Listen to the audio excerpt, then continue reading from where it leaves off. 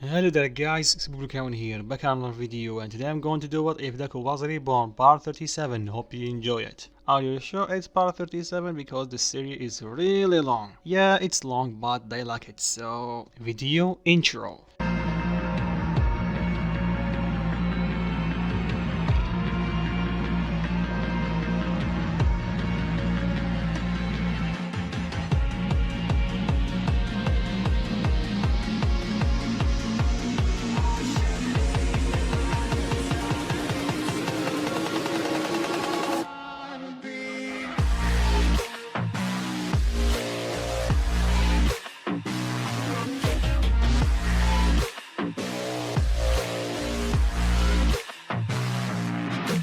So a bit of recap. Last part we covered the attack or the raid on the Shie Heisakai headquarters, and their key player is Deku because he knows where Eri is kept. So when the raid started, they split into 4 groups, the same way they did in the anime. What the difference is, Kaminari stay with Sun Eater defeating the 3 villains, Tabi and his 2 friends or companions, Bakugo stay with Sir Night Eye, and Deku went with Mirio.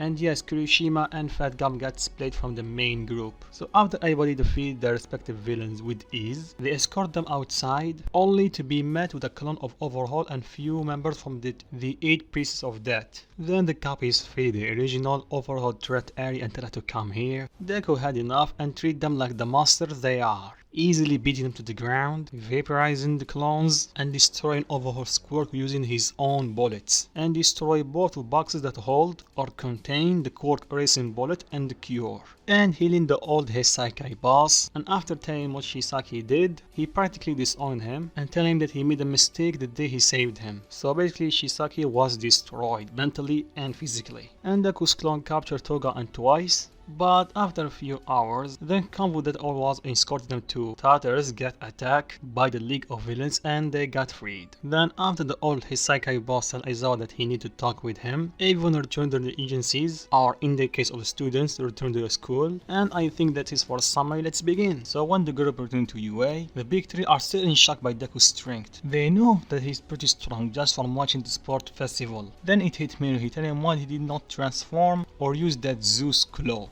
Deku tell him he didn't need it, they are way too weak for him, and the Zeus cloak will be overkill. Even the first level. Mirio tell him, first level? Deku tell him, yeah, you can divide my Zeus clock into 3 levels. You have the first level and it's the weakest. It gives me around 20 times to 50 times multiplier in strength and speed and durability. Then you have the second level, or I call it the full power Zeus clock. It gives me a multiplier of 100 times of my base form. Then the third level, or should I call it the perfect Zeus cloak, it gives me a 10 times multiplier on top of my full power Zeus cloak. So basically it gives me a 1000 time multiplier in speed, mobility, agility and strength. And it removed the previous weaknesses of the form. Mirio tell him previous weaknesses. Deku nods and tell him that in the previous forms you constantly lose stamina because some of my energy or electricity escape my body.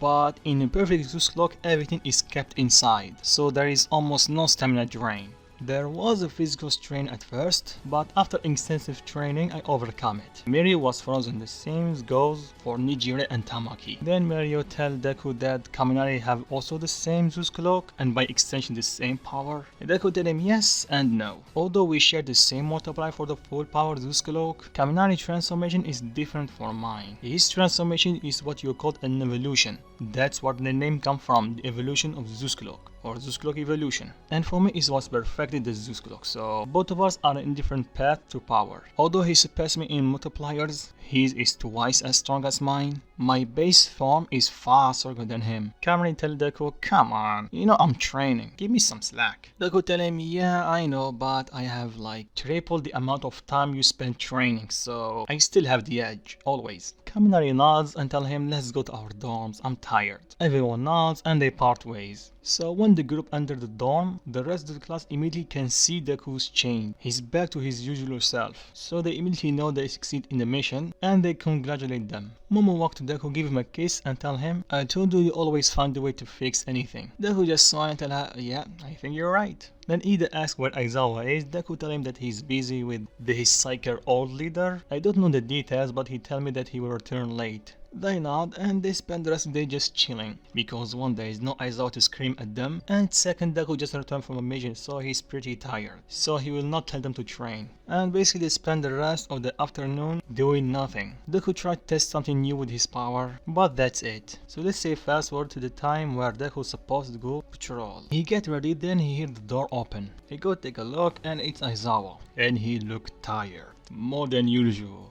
Deku tell him what's up. Aizawa replied that the escort to the hospital was way longer than expected, and because the convoy that was transporting twice until got attacked, every hero in sight was told to stay put, and we took turn guarding them. Deku replied to him, yeah, you have my sympathy. Anyway, I have to go, so catch you later. Aizawa stop him and tell him, before you go, tomorrow you are coming with me to the hospital, because Eri want to see you, and her grandfather want to tell you something about the deal that you made with him. Deku just nodded him, sure. Aizawa not tell him, oof, so I have to do the report. I'm tired. Deku tell him it cannot wait till tomorrow. Aizawa tell him sadly no, time is of the essence. Deku nod, then he pop up a small bottle of healing water and give it to Aizawa and tell him this should restore your energy and stamina. Aizawa take it and thanks Deku. Deku tell him anytime and he disappear. So Deku start doing his patrol, and after 2 hours he got hungry because he didn't eat that much the past 2 days, so up he go to buy some pizza. And the reason I'm putting pizza because right now I'm eating pizza where they cut in the video, so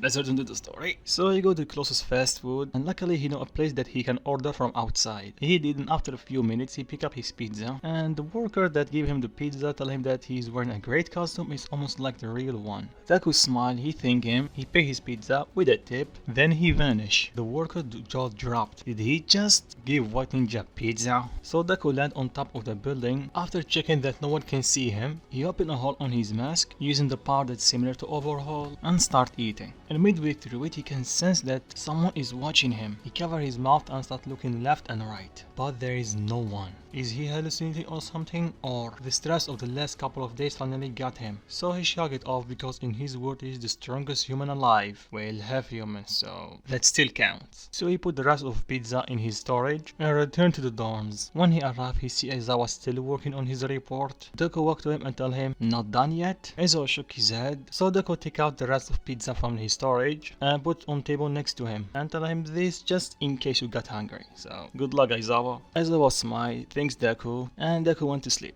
So the next day everybody woke up, and to the surprise of Deku, Aizawa was up. Deku tell him, did he get any sleep last night? He nods, tell him, yeah, I did get few hours. By the way, thanks to the pizza.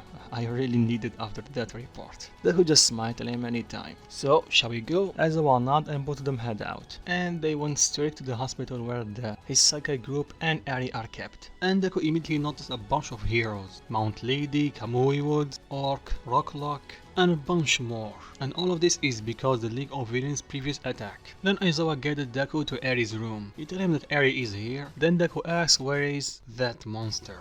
Aizawa tell him to calm down, then he put at the room is heavily guarded by the police and some pros just in case. Remember Dragono, you promised me that you will not do anything. Deku sighed and tell him as you wish. Then Aizawa tell him to go stay with Eri for a while and he will get everything ready.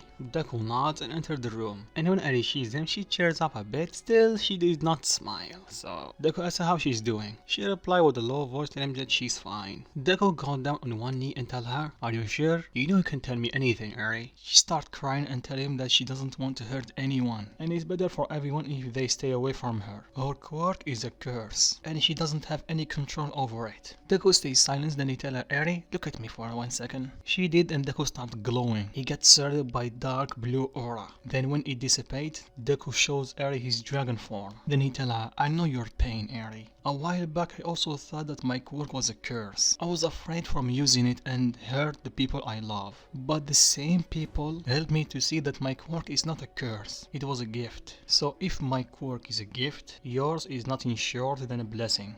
And when she hears that, she bursts out crying even more. Deku hug her and tell her everything is okay. You don't have to worry about anything anymore because I am here. And unbeknownst to Deku, Aizawa, the old man, and Sir Night Eye were in the other side of their door, listening to Deku's conversation. Sir Night Eye was shocked to see Deku's transformation. Then Aizawa think that's enough, he knocked on the door and entered the room. Deku was surprised to see the three of them. He asked what's going on. Night Eye tell him that the old man make a deal with us. Deku raised an eyebrows and tell him, so what's that have to do with me? Aizawa tell him that the old man is willing to cooperate with us in one condition. You have to adopt Eri. Deku's jaw dropped to the ground. Then Deku tell him, are you sure it can be possible that a 17-year-old boy can adopt a girl? Or just adopt a kid in general? Aizawa tell him, in normal situation, no, they can't. But Eri's case is a bit special, to say the least. And the police is willing to turn a blind eye to this because they need the old man information. But it's all up to you if you want to accept it. Deku take for a second, then he looked at Eri and tell her, what do you want, Eri?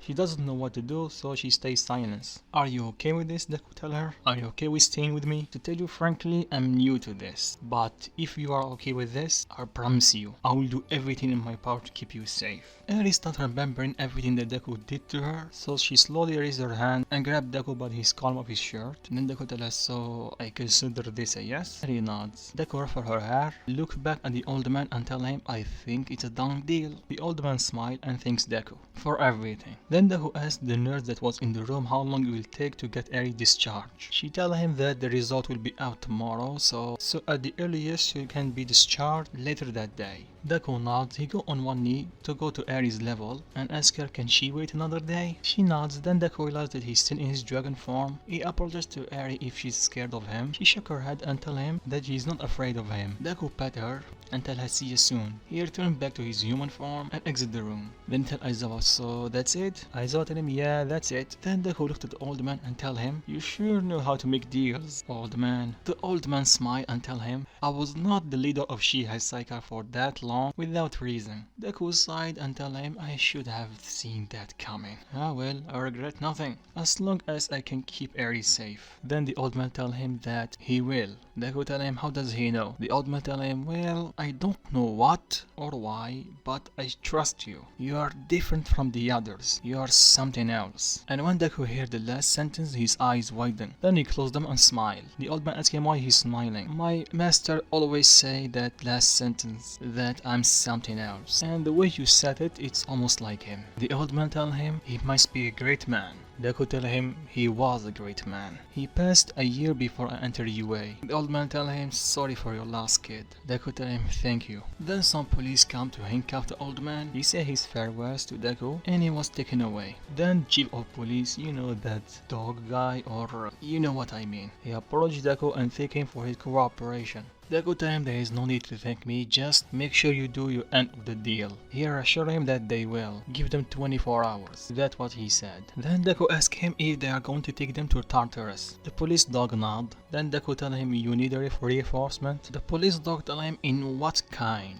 Deku create 3 clones and tell him take them with you, just in case the League of Villains want to show up again. Each one of them is almost as strong as me. And if you did read the report, you know that I'm plenty strong. Plus you don't have to order them, they are self-efficient. In layman's term, they can think for themselves. You could say they are a copy of me, so the police dog gladly accept Deku's help. And by the corner of his eye, Deku catch Chisaki taken away by Mount Lady and Kamui Woods. Deku vanished to the surprise of all of them and appear right in front of Chisaki. And if fates have it, the rest of his gang are right behind him. Then Deku starts staring daggers into Chisaki and tell him quite aggressively that if he ever get close to Eri or plan to hurt her, I will make sure that you will not have even time to regret it. Do I make myself clear? Then he vanished one more time and appeared behind Chisaki, sword in his hand, and he put it inches away from Chisaki's neck. And if you think I will show you any mercy, guess again, you monster. Then he looked behind him and told the rest of his group the same goes for them. Hurt Eri and they have to pray to their god they believe in to protect them from me, because he's the only one that have power to do so. Everyone, and I mean everyone, understand what Deku is trying to say. Even though he didn't say it exactly, he meant if they ever touch Eri, they die.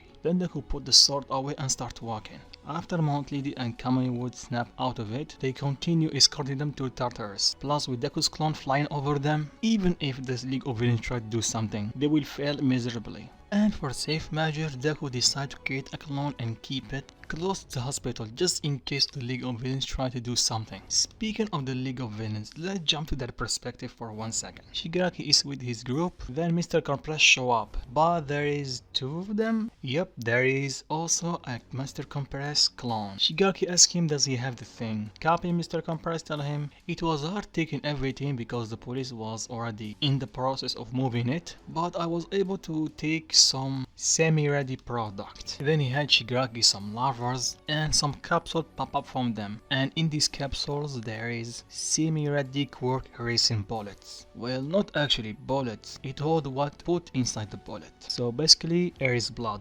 Shigaraki grins and tells them, let's see who is going to win from now on, heroes. And I think I'm going to stop it right here. So what do you think of it, guys? What will Shigaraki do with semi-ready quirk erasing bullets? And how will Momo react to Deku adopting Eri? Leave your thoughts in the comments down below, and if you like it, drop a like, and like always guys, peace.